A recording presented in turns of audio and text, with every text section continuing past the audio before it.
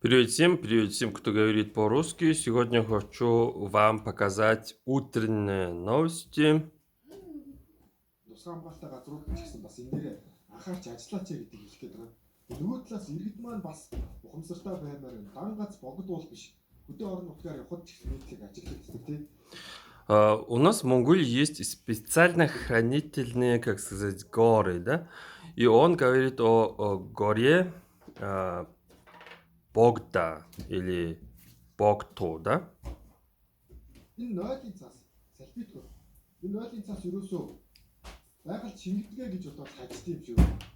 Энэ Когда ты ходишь по этой горе, ты видишь эти, как сказать, места, где люди пупают или какают, да?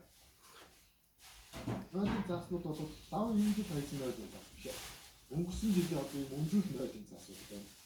Яг иймэрхүү бас хит хитэн талаасаа төрийн байгууллагууд нь ч энэ дээр анхаармаар байна. Иргэд маань ч гэсэн бас монголчууд маань тийм ээ уул усаа дахиж шүтэж ирсэн юм уламжлалтай.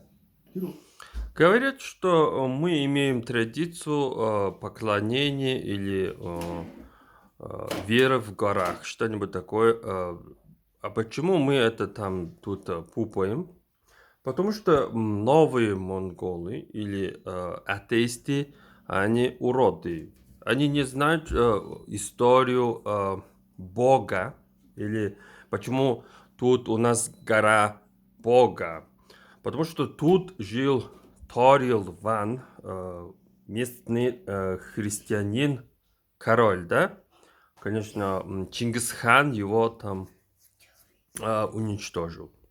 Но гора остается, гора Бога или Богту остается. Эта гора находится в юге Улан-Батора.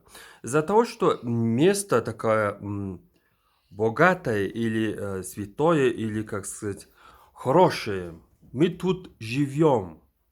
Потому что возле горы Бога жизнь лучше. Что-нибудь такое. И хочу еще сказать, что атеисты уроды. А что за слово Бога или Бог означает, да? Это означает корова, да?